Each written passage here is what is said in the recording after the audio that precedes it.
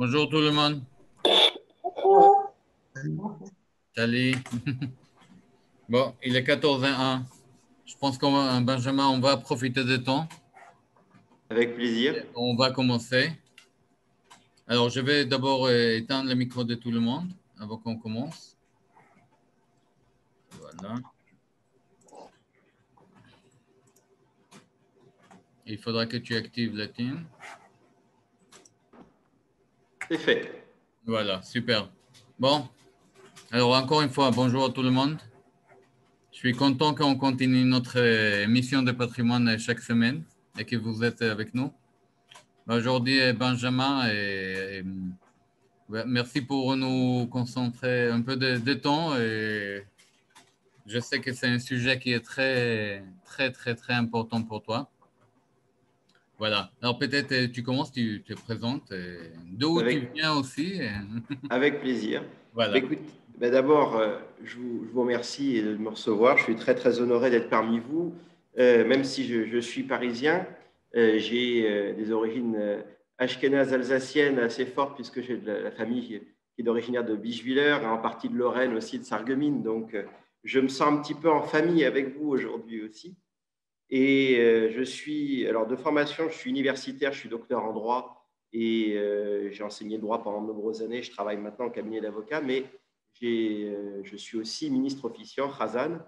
J'ai été donc formé, alors pas spécifiquement au rite alsacien rhénan que vous connaissez, mais au rite français dont je voulais vous parler, même si le rite français trouve sa source, bien sûr, dans la liturgie alsacienne et la liturgie de la vallée du Rhin.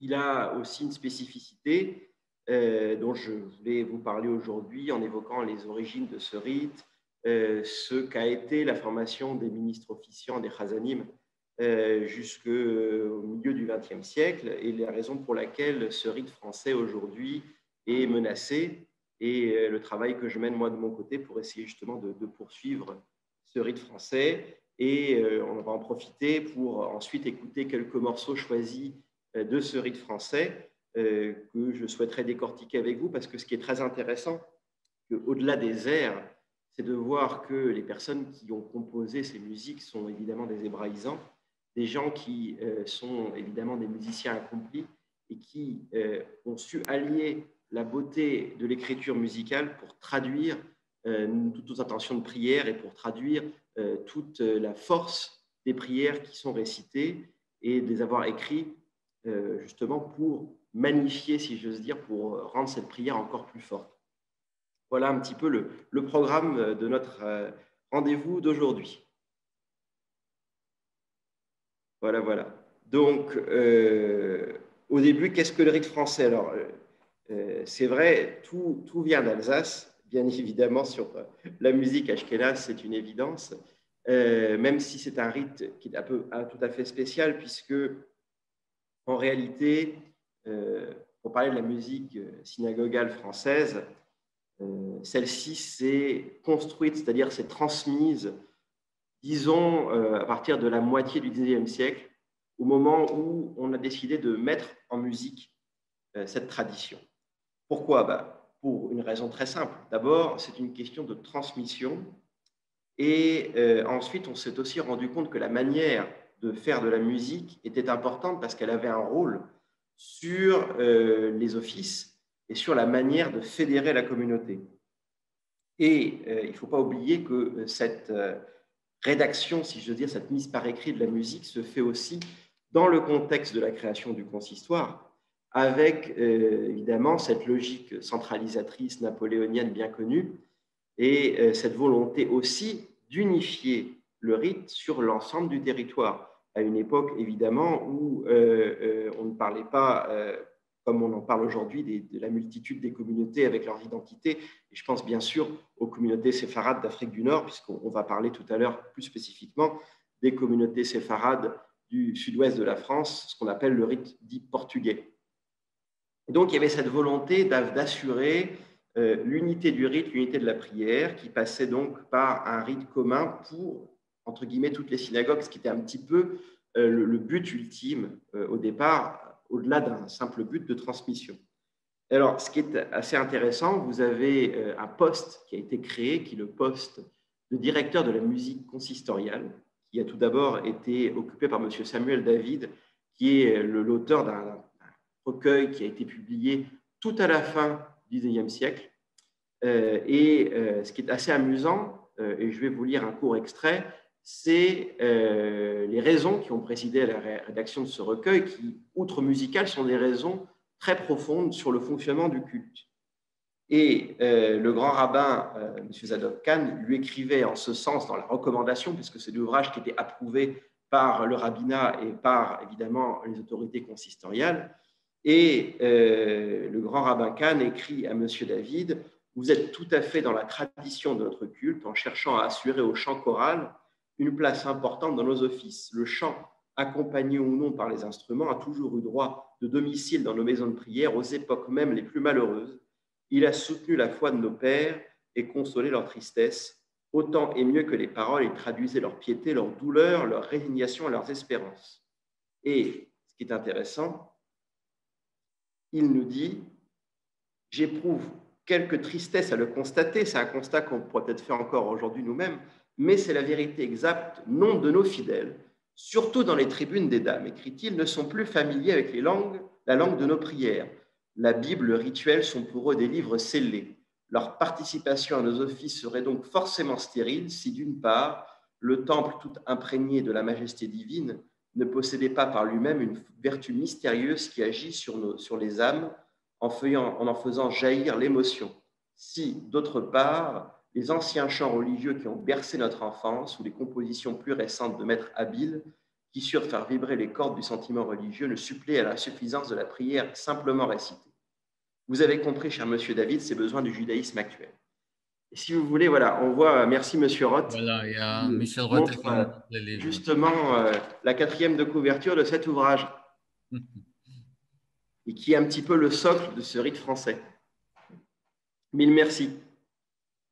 Et si vous voulez, c'est très intéressant parce qu'on voit que, évidemment, la raison d'être du chant choral et du chant synagogal choral dont on va parler, c'est vraiment cette idée de pouvoir participer, de faire participer le Kahal, de pouvoir l'inclure dans la tfila, puisque en réalité, dans la prière, vous avez le Kahal qui participe de deux manières, soit pour ce qu'on appelle des répons, c'est-à-dire répondre simplement Amen, qui permet à tout un chacun de pouvoir faire agréer sa prière, mais également il s'agit parfois de dialogues.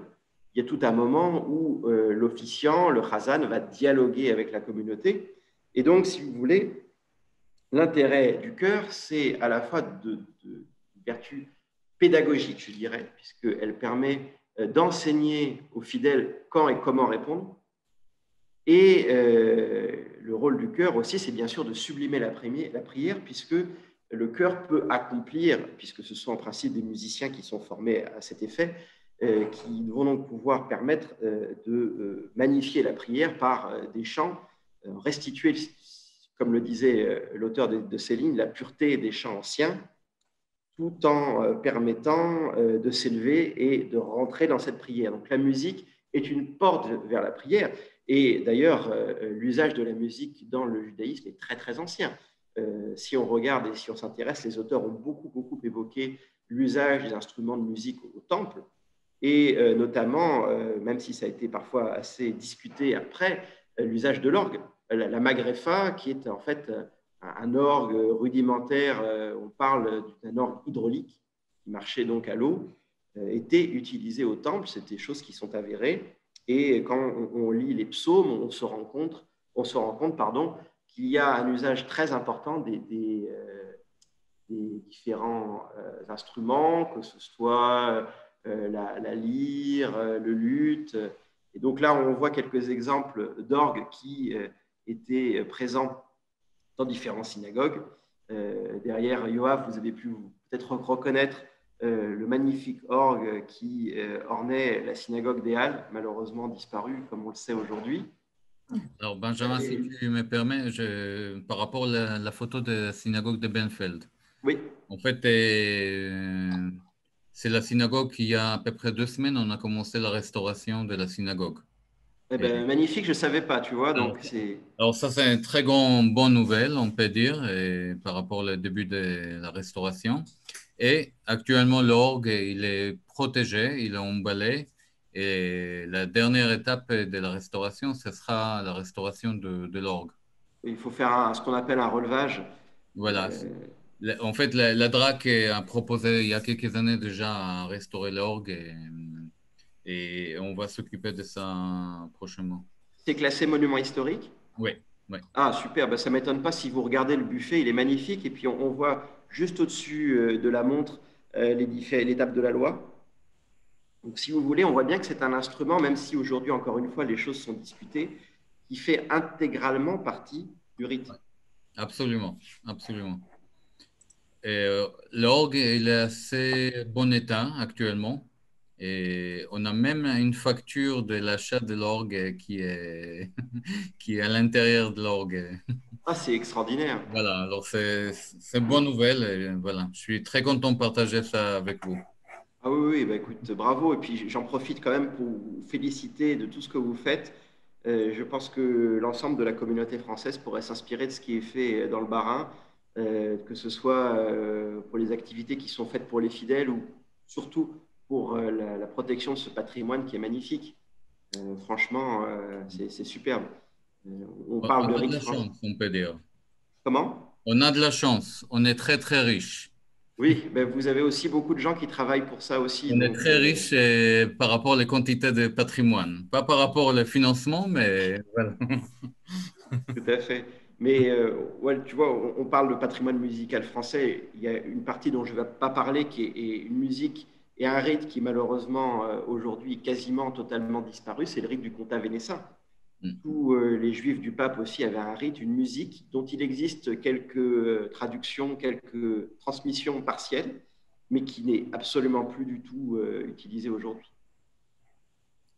Alors, je passe les photos. Peut-être que tu peux nous expliquer un peu. Voilà, donc là, en fait, on voit une photo qui est un petit peu rare, on voit les grandes orgues de la Choule de la Victoire à Paris. Donc on voit les principaux jeux qui est un grand orgue. À une certaine époque, vous aviez des chœurs, et on en reparlera, des chœurs mixtes avec hommes et femmes, jusqu'à une quarantaine, une cinquantaine de chanteurs. Et actuellement, Alors actuellement, c'est un chœur d'hommes qui est situé en bas, qui n'est donc plus situé en haut, comme c'était le cas auparavant. mhm. Mais il utilise de temps en temps l'orgue ou pas du tout? L'orgue est utilisé pour des cérémonies qui sont des cérémonies commémoratives ou parfois les mariages, Mhm. mais il ne sonne plus pour les offices. D'accord. Voilà la grande synagogue, la synagogue de Nazareth aussi, on voit, mais un petit peu moins bien, l'orgue dans le fond. En fait, cette synagogue est très importante puisque c'est le premier grand temple qui a été inauguré à Paris et qui a eu d'ailleurs de prestigieux titulaires à son clavier, dont Offenbach, qui a tenu les claviers de l'orgue assez peu de temps, mais qui les a tenus quand même. Et d'ailleurs, puisqu'on parle de Nazareth, c'est là où était en poste un des grands compositeurs qui a vraiment donné ses lettres de noblesse à cette tradition française, qui est Samuel Nombourg, qui est premier ministre officiant de cette synagogue, qui a vraiment contribué à mettre en place tout ce rite français dont on parle aujourd'hui. Bon, Et là, voilà donc notre synagogue. l'orgue de la synagogue des Halles, qui donc malheureusement n'existe plus. Enfin, d'après les témoignages que j'ai pu recueillir, mais je parle évidemment sous le contrôle de personnes qui nous écoutent et qui connaissent bien mieux le sujet que moi. D'après les témoignages qui auraient été recueillis, l'orgue aurait été démonté avant l'incendie de la synagogue et certains jeux de l'orgue auraient été réinstallés dans d'autres instruments, mais on n'a pas exactement de source exacte à ce sujet. Mhm. Ce qui est intéressant sur la synagogue des Halles, j'en dis juste un mot, je lisais encore récemment un article où, évidemment, monsieur Borin, qui était le razan de cette synagogue, officiait avec un chœur, bien entendu, on racontait également que dans les années 30, il y avait notamment une femme qui s'était produite avec le chœur. C'était dans un article qui était indiqué aussi, parce que je n'ai pas de témoignage direct sur le fait qu'il y ait eu un chœur mixte ou pas à la synagogue? Je pose la question, je n'ai pas la réponse. Alors, je peux la donner. Hein. Il y avait un chœur mixte. Tout à fait. Au hall, avant-guerre? Et l'orgue a été démonté effectivement avant la guerre, comme quoi l'incendie n'était pas fortuit, comme on a dit souvent. Et il a été conservé à Saarbrück, je crois, pendant toute la durée de la guerre, ramené à Strasbourg, assez cher. Et le rabbin Deutsch, au moment de son remontage, s'y est opposé très durement. Et ça a été négocié en fait contre l'absence de Méritza. D'accord.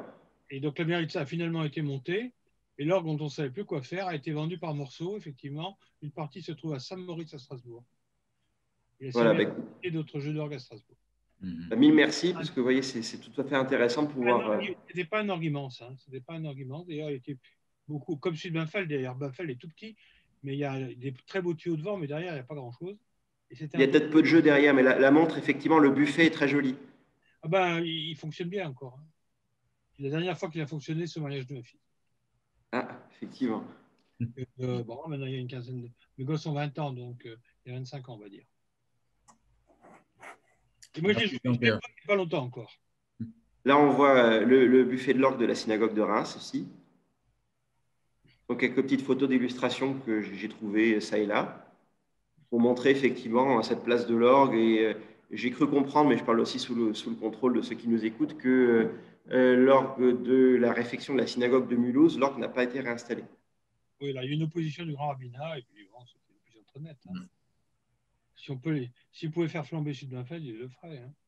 Hein. Vous voyez, c'est intéressant parce que, et c'est justement les choses sur lesquelles je voulais aussi venir, mais on y reviendra peut-être un petit peu plus loin dans cette émission, sur les raisons en fait,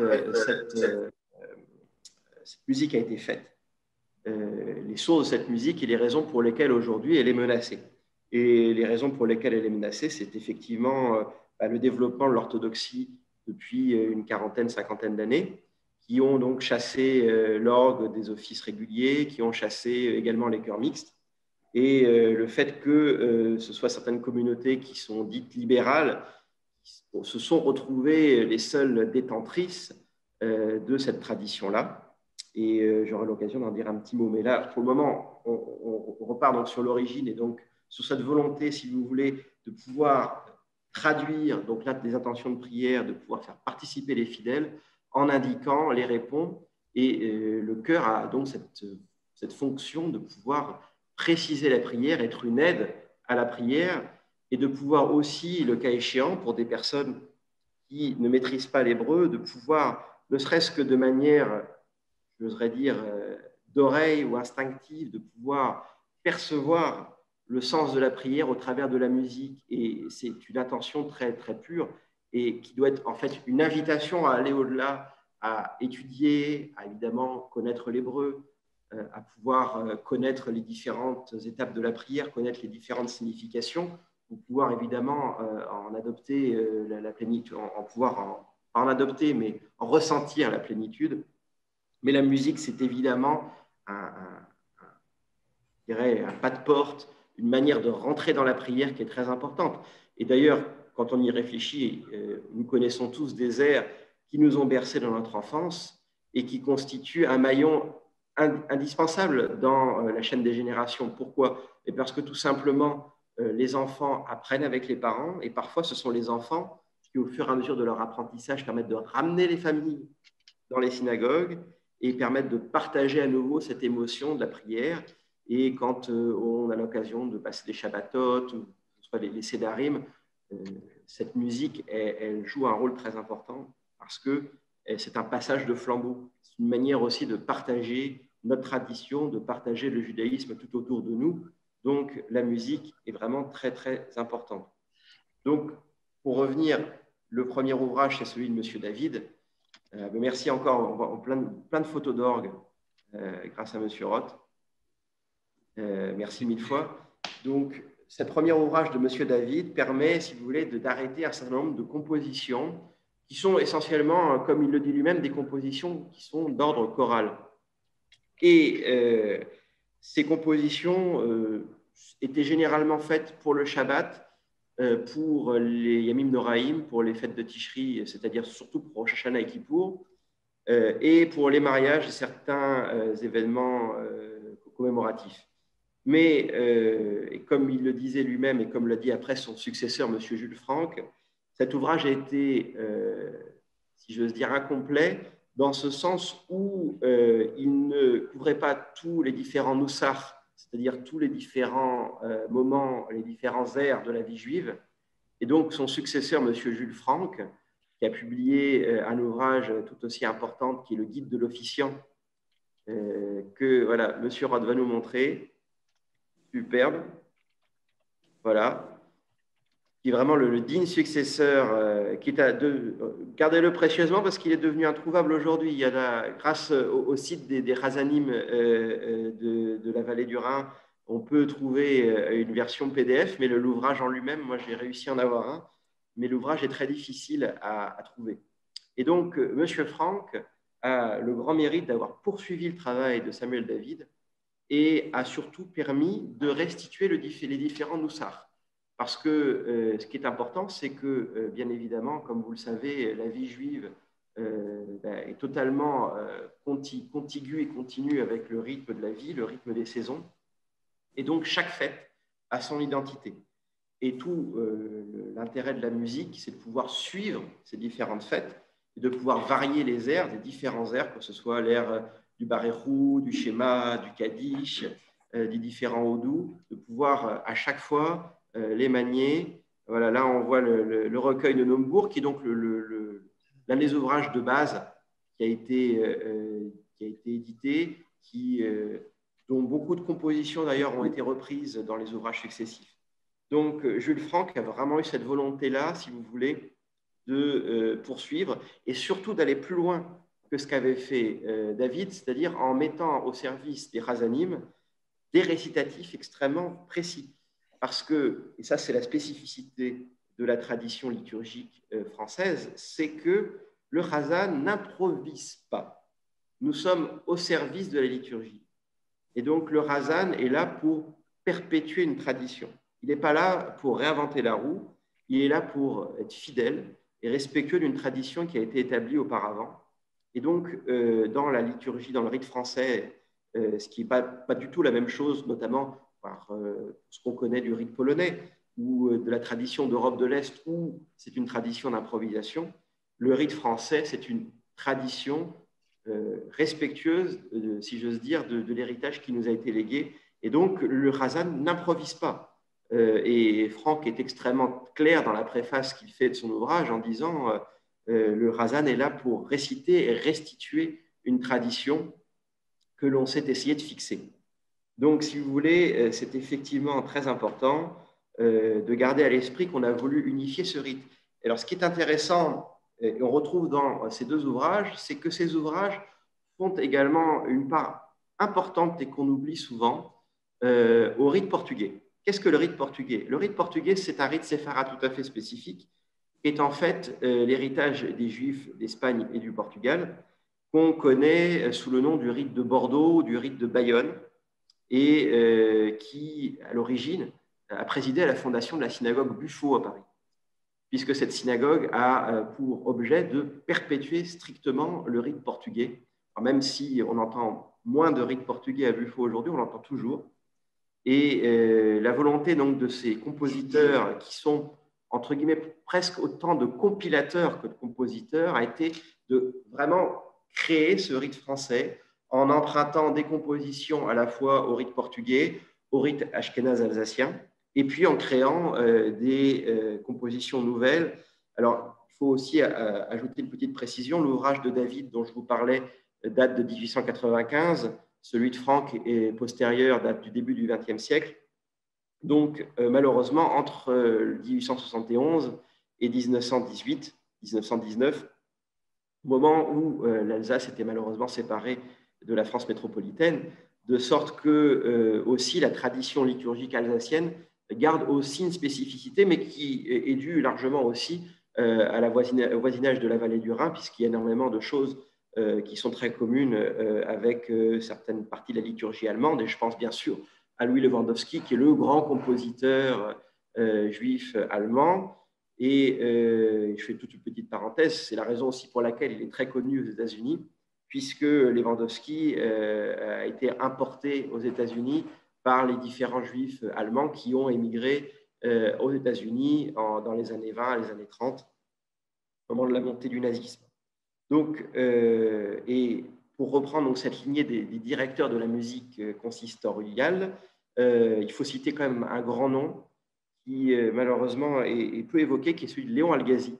Léon Algazi était le grand maître de la liturgie, puisque c'est lui qui enseignait la liturgie au séminaire rabbinique de la rue Vauquelin, séminaire qui malheureusement a disparu pour sa partie Razanout dans le milieu des années 1970. Et donc, Léon Algazi s'est vu dans la droite ligne de ses prédécesseurs, puisque Léon Algazi a continué à mettre par écrit en musique des compositions anciennes ou des compositions traditionnelles qui ont été harmonisées. Il a vraiment généralisé l'emploi du chœur, de l'orgue partout en France. Je parle là de la première partie du XXe siècle, puisqu'il y a eu une transformation au lendemain de la Seconde Guerre mondiale, où les choses ont commencé un petit peu à évoluer. On évoluait évidemment considérablement avec l'arrivée des Juifs d'Afrique du Nord, qui ne partagent pas du tout, qui partagent en tout cas moins, pas pour ce qui concerne la tradition de l'orgue et du chœur, qui avait une autre tradition liturgique et qui notamment n'acceptait absolument pas la présence de l'orgue pour le Shabbat et pour les fêtes. Et donc cette tradition-là pour le Shabbat et les fêtes de l'orgue a quasiment disparu des synagogues consistoriales à partir de la fin des années 1970, au moment où Shalom Berlinski, qui était le grand ministre officiant de la Victoire, a démissionné justement pour montrer entre autres son opposition à cette orthodoxisation, à cette disparition de cette musique consistoriale. Et donc, si ce poste a été occupé ensuite par Maurice Benamou, en réalité, le poste de directeur de la musique liturgique a disparu pour une raison assez simple, c'est que l'enseignement de la liturgie, et c'est le deuxième point que nous voulions aussi aborder aujourd'hui, ça doit être le recueil de Sulzer, j'imagine, Chiré David, que nous montre M. Roth. Je vous disais donc que cette poste de directeur de la musique consistoriale a malheureusement disparu pour une raison assez simple, c'est que l'enseignement au séminaire a disparu. Michel Eman, c'est le Bortner, oui, c'est le recueil de M. Bortner. Alors ça, si je peux en avoir une copie, j'en serais heureux parce que j'en ai que quelques photocopies éparses. Et si M. Roth avait la délicatesse d'avoir un PDF, j'en serais alors là plus qu'heureux. Ce serait formidable. Parce qu'il est aussi introuvable. On tâchera de le faire. Ah, ça c'est gentil, merci beaucoup. Et donc, je vous disais que cette formation a malheureusement disparu, puisque donc Michel Eman, qui a pris sa retraite il y a que peu de temps, qui est un homme délicieux, était le dernier sorti diplômé du séminaire en tant que Razan. Et cette formation spécifique a disparu, ce qui fait que, d'abord, je me sens un peu comme le dernier des Mohicans, puisque des ministres officiants qui maîtrisent ce rite français, on est assez peu en France aujourd'hui, puisqu'on est assez orphelin dans le sens où on n'a plus de formation spécifique et que la seule manière de pouvoir se former, eh bien, c'est de pouvoir bénéficier ah oui, formidable, le règlement des enfants de chœur de M. David, j'imagine. Oui, parce qu'effectivement, il y avait dans beaucoup de synagogues des chœurs d'enfants. Et la plupart des morceaux qu'on va entendre ont été écrits à l'origine pas pour des chœurs d'enfants. Et la raréfaction des jeunes, comme c'était quelque chose qui arrive parfois dans les communautés, a fait en sorte que ce sont des femmes qui ont progressivement remplacé les voix de soprano d'enfants dans les chœurs. Et pareil pour les voix d'alti. On est un peu brimé, excusez-moi, parce qu'on ne voit pas les documents. Ah, Monsieur Roth, si vous pouviez montrer, parce que moi je le vois, je vous prie de m'excuser. On voit le règlement des enfants de chœur du culte israélite qui a été donc rédigé par Samuel David, qui donc a voulu de manière extrêmement professionnelle, parce qu'il ne faut pas oublier que tous ces sages dont j'ai parlé étaient des musiciens accomplis et que bien évidemment il était hors de question de se prétendre ministre officiant si on n'avait pas une formation musicale solide. Donc il fallait avoir la voix, il fallait avoir la maîtrise musicale et il fallait avoir la maîtrise des textes. Et bien évidemment, un ministre officiant à Khazan, c'est un Baal Koré. C'est quelqu'un qui est capable de vous restituer la lecture de la Torah, la lecture des Megillot, la lecture des Haftarot de manière très précise, parce que l'art de la cantillation, l'art des ta'amim, c'est une science effectivement bien spécifique. Et d'ailleurs, je fais un petit pont avec ce que je disais. La raison d'être de cette mise par écrit de la musique, c'est que les ta'amim s'arrêtent malheureusement aux Haftarot, aux parashiot et aux airs des Télim, aux airs des psaumes. Ça s'arrête là. Et donc, il fallait évidemment avoir une musique précise pour ne pas faire de contresens dans la récitation des prières qui, elles, ne sont pas dotées de ta'amim. Donc, c'est aussi cette nécessité de mettre les choses par prière et donc à la fois mettre les choses en musique, mettre la prière en musique pour avoir un sens précis et pour restituer fidèlement l'intention de la prière que l'on récite. Donc ça, c'est quelque chose de très important. Et donc, j'en reviens à l'enseignement de la Chazanout. La seule possibilité de se former, c'est aujourd'hui d'avoir pu bénéficier de l'enseignement de personnes qui ont eu un diplôme du séminaire de la rue Vauquelin.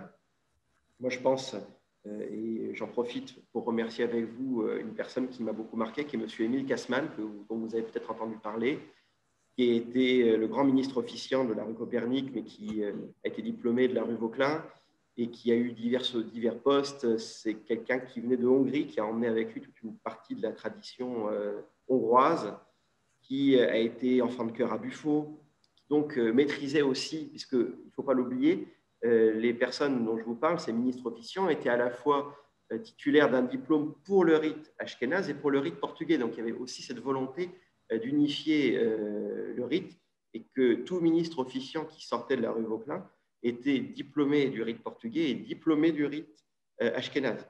Donc on est encore toujours dans cette logique consistoriale, si vous voulez, d'unification du rite. Donc Émile Kassmann, qui avait une très belle voix de basse, a aussi formé beaucoup de monde, il s'est produit beaucoup à l'étranger. C'est lui qui m'a transmis le virus de la Chazanout, il m'a appris et j'ai pu continuer avec son successeur à apprendre aussi tout ce qui était cantillation spécifique. Donc c'est grâce à la formation, à la rencontre de ministres officiants qu'on peut se former soi-même et pouvoir donc perpétuer cette tradition. Et donc, excusez-moi de revenir à ma petite personne juste un instant, mais je vous disais donc qu'il y avait des raisons pour lesquelles cette musique était menacée. Elle est menacée de deux manières. D'abord, on l'a dit très clairement, des synagogues consistoriales, la transformation de ces, disons, 40 dernières années a fait que l'orgue et les chœurs mixtes ont été progressivement bannis des synagogues, au début de tous les offices, puis des mariages, ce qui fait que la synagogue libérale s'est retrouvée la seule en fait, à continuer cette tradition-là. En tout cas, je parle bien évidemment de la France et de la rue Copernic en particulier. Et il se trouve que ce même monde libéral est en proie depuis quelque temps à des velléités qui sont plus proches de certaines communautés américaines, où on considère que la musique et la musique chorale a pour effet d'éloigner le fidèle, a pour effet de ne pas être moderne. Donc on préfère des offices entre guillemets charismatiques qui sont plus proches de ce que peuvent faire les EI, ce qui est tout à fait normal et très bien dans le cadre évidemment d'un camp AI, mais qui évidemment est tout à fait différent lorsqu'il s'agit bien évidemment de célébrer un office. Et donc pour des raisons qui sont liées à une certaine pseudo-modernité, ce rite, cette tradition-là est malheureusement aussi menacée aujourd'hui dans ces synagogues-là. Donc moi, j'essaye de bagarrer entre guillemets pour perpétuer cette tradition liturgique pour Chazan et chœur mixte. Peut-être que certains d'entre vous ont pu suivre certains offices que j'ai pu diriger cette année, que ce soit pour Hanouka ou pour les grandes fêtes, où on essaye bien évidemment de respecter cette tradition-là qui permet encore une fois de traduire l'émotion, qui permet de guider la prière, de guider les fidèles et de rentrer dans la prière. Je ne sais pas quels sont les témoignages que vous pouvez avoir de part et d'autre, mais c'est assez intéressant quand vous parlez à des personnes qui, pour des raisons X ou Y, ont été conduites à s'éloigner de la tradition.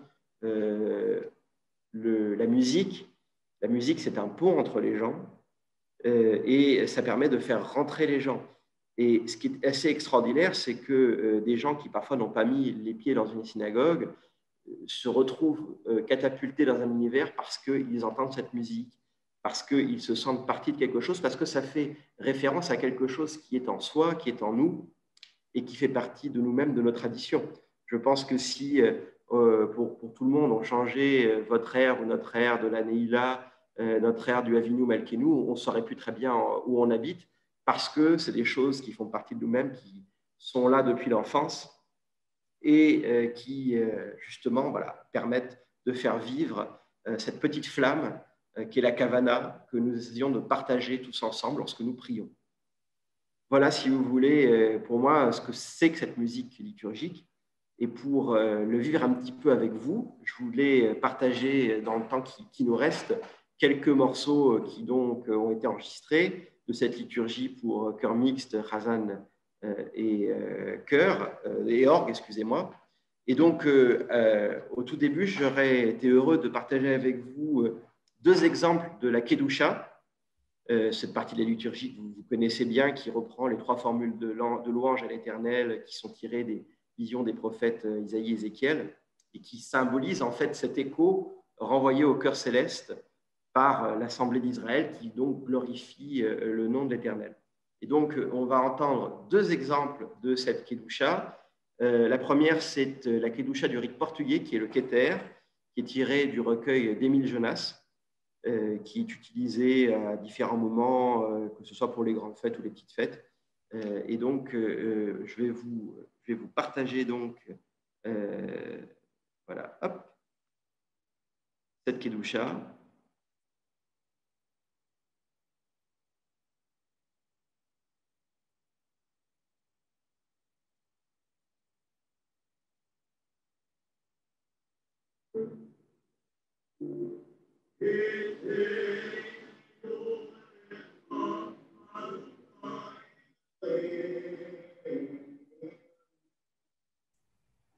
On n'entend pas très bien, Benjamin.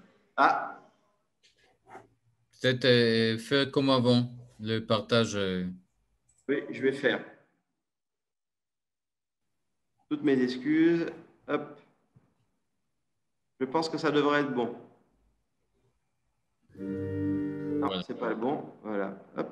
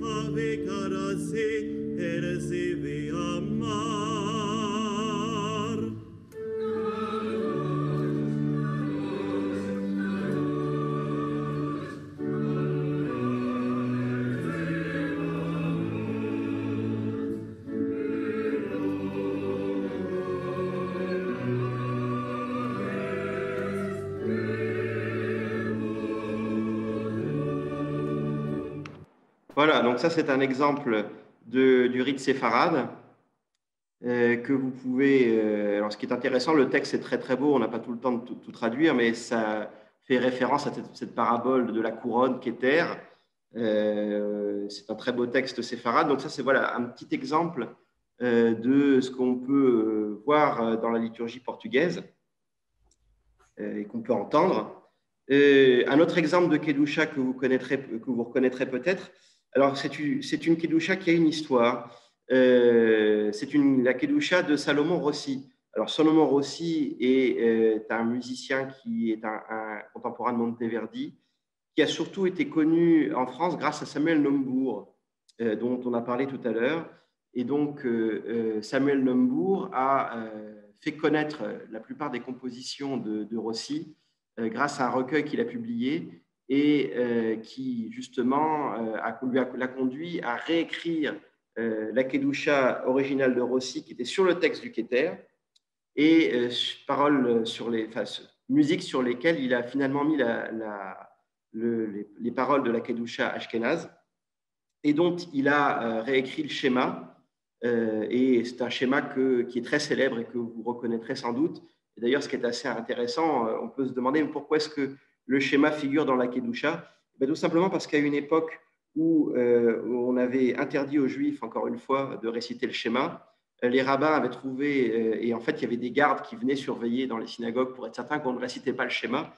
Et les rabbins ont très astucieusement inclus le schéma dans la récitation de la Kedusha à un moment où les gardes étaient évidemment partis des synagogues.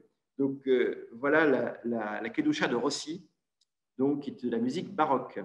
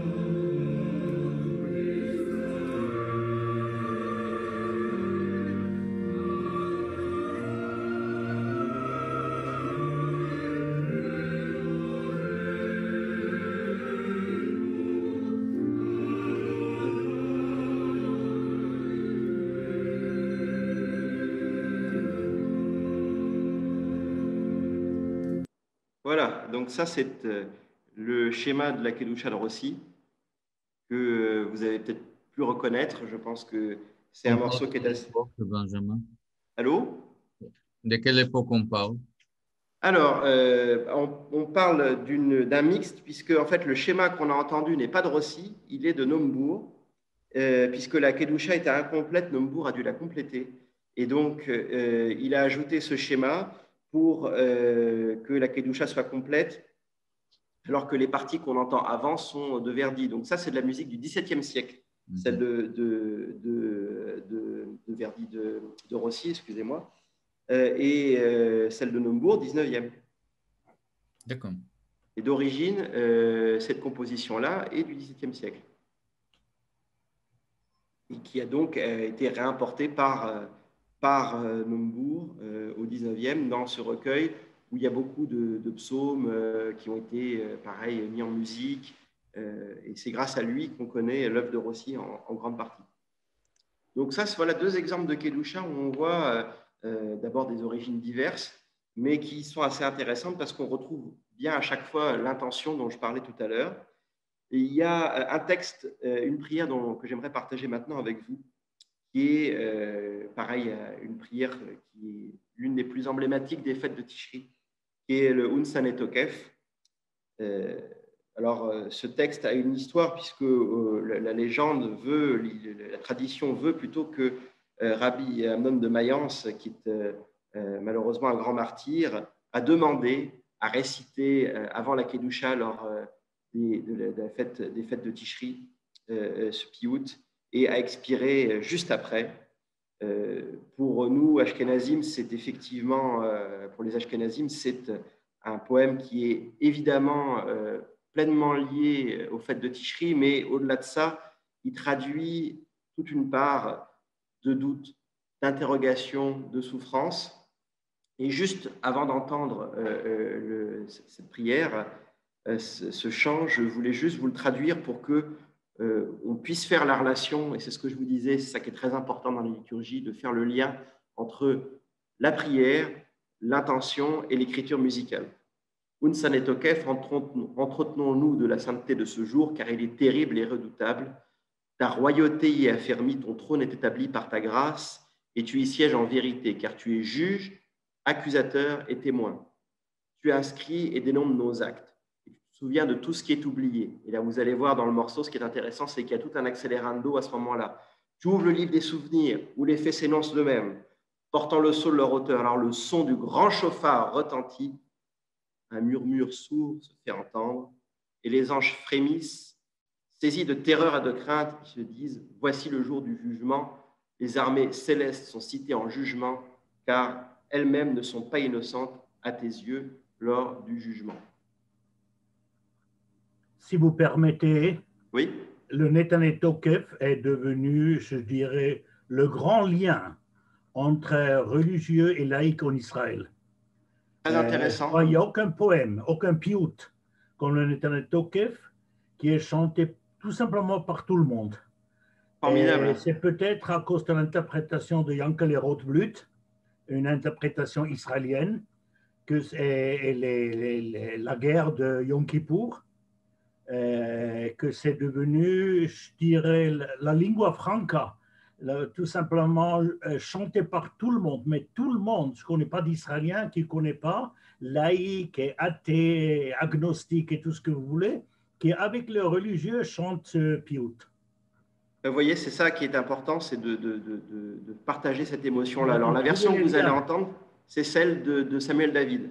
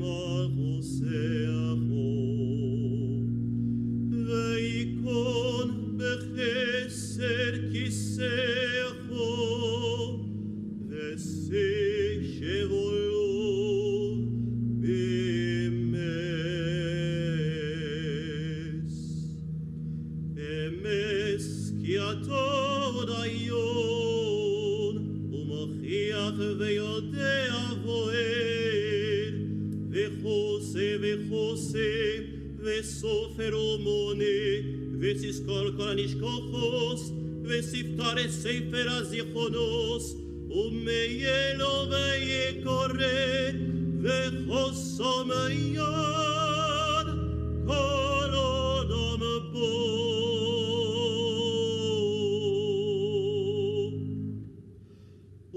ובשופר גדול יתוקע וכל דמו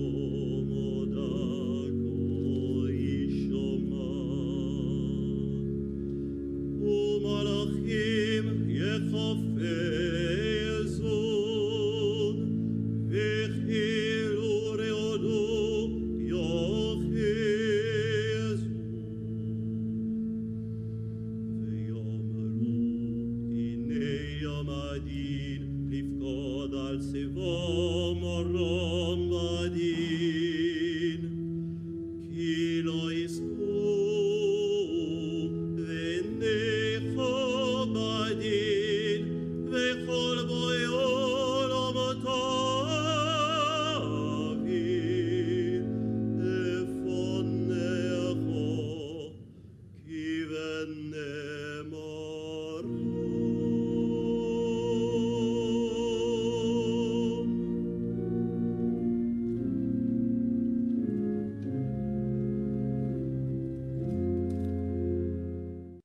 Voilà, donc ça, c'est cette version de Samuel David. Et c'est ça qui est intéressant dont je vous parlais au début, c'est de voir en quoi l'écriture musicale permet d'essayer de traduire le texte, de traduire l'émotion du texte. Et ce que vous disiez, monsieur, tout à l'heure, était très intéressant de voir à quel point ce texte aussi est devenu très important en Israël. Il y a cette émotion-là qui est vraiment présente et je pense qu'on peut tous la ressentir. Alors, Yoav, je ne sais pas, est-ce que vous voulez, à ce stade, je peux encore vous passer un extrait si vous le souhaitez, ou ce que vous souhaitez éventuellement discuter, je suis à votre disposition, ce qui vous... Il nous reste encore quelques minutes. À mon avis, tu pourrais passer encore quelque chose assez court et après on Oui, va quelques minutes. volontiers. Alors, écoutez, je vais essayer de vous passer un petit extrait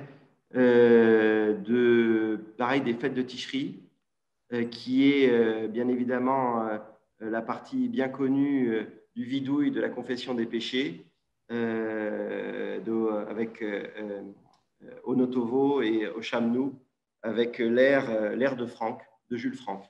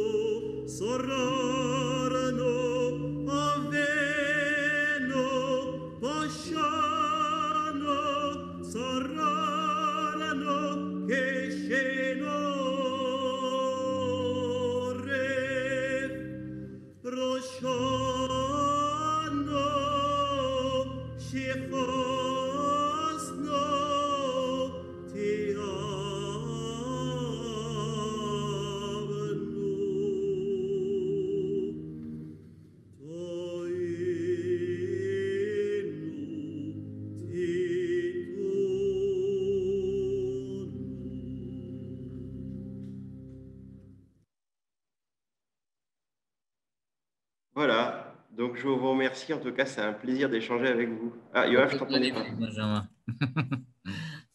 Je suis sûr que tout le monde est d'accord avec moi. C'était vraiment un moment incroyable. Alors peut-être on garde encore quelques minutes pour partager des questions. Oui. Alors, tous ces morceaux, parce que j'ai vu que tu me posais la question, mais en fait, vous m'entendez chanter dans tous ces morceaux. Ah, c'est C'est moi qui chante, parce que je vois que tu me posais la question. Non, non, non, le chœur, et c'est moi à voilà, je côté. voulais éclaircir la. Non, C'est c'est moi. magnifique. C'est pour moi. C'est ma faute. J'ai tout fait. En fait, je voulais te demander aussi quel moment tu as commencé en fait. Voilà, la Ah, passion comment? de Hazanout. Écoute, j'ai commencé quand j'avais une vingtaine d'années, un peu avant. Comme je t'ai dit, c'est Émile Kassmann qui m'a donné le virus dès le début. Et puis ensuite, parce que je fréquentais la synagogue, je lisais dans les textes. Et moi, j'ai la chance de venir d'une famille qui très, très, très musicien. J'ai un oncle qui est Michel Huglot, qui est un très grand spécialiste de musique ancienne, de musique grégorienne notamment. Donc, on a une famille qui est aussi bercée par la musique. Et je trouvais très intéressant de pouvoir faire passer la kavana par la musique, par la prière, et donc de partager ça. Et donc ensuite, j'ai commencé une formation rue Copernic pour devenir ministre officiant, dans la perspective de pouvoir poursuivre cette tradition.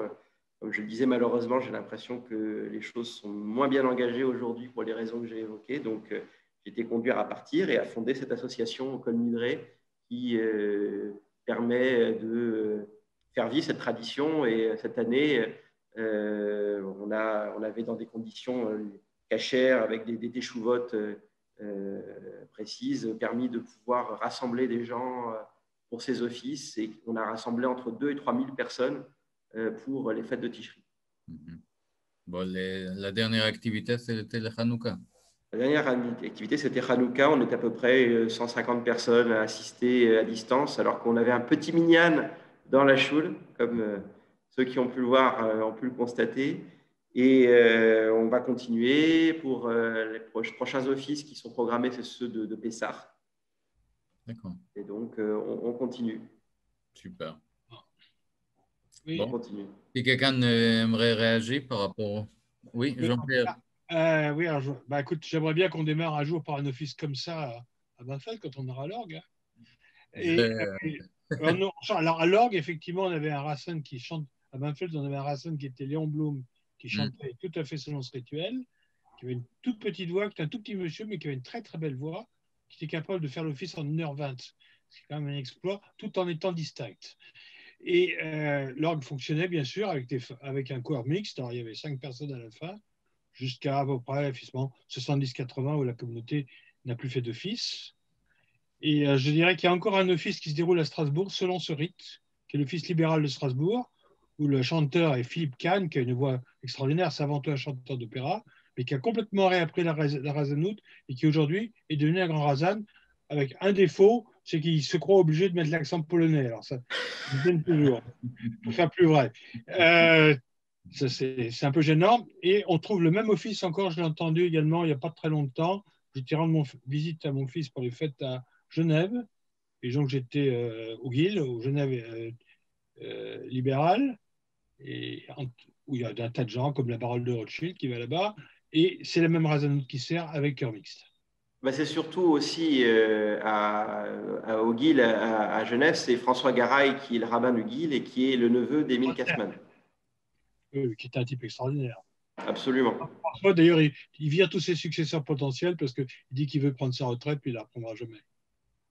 Après, ça, c'est pas une petite histoire. Donc oui, on le trouve encore, hein, mais c'est vrai qu'à Strasbourg, ça a été soigneusement éliminé, malheureusement. Mais bon, Philippe, alors, ça serait bien que vous essayiez de chanter un jour avec Philippe, parce que lui, c'est la grande profonde, et à deux, ça devrait être pas mal. Eh bien, avec plaisir. On va avec grand terminer les plaisir. travaux à Benford.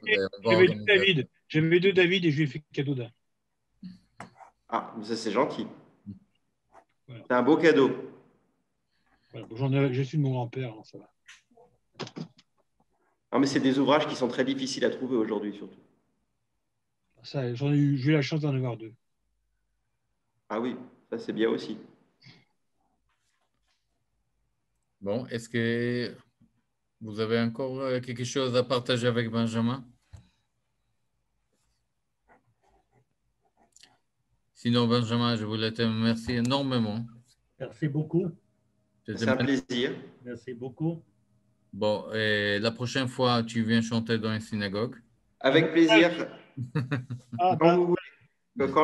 Quand on sera débarrassé de cette cochonnerie, ce sera bien pour tout le monde. on a l'orgue qui est prêt. Il fonctionne encore. Parfait. Alors, encore merci beaucoup. Et je voulais vous inviter aussi pour la semaine prochaine. On a quelque chose de très intéressant. Et on va visiter la synagogue de Balbronn. Voilà. Avec qui tu fais ça? Alors, on va discuter plus tard, Jean-Pierre, de ça, et aussi Michel et tout le monde. On va préparer Balbronn, notre spécial Balbronn la semaine prochaine. Merci encore. La dernière fois que tu l'as ouverte, c'était moi. Voilà.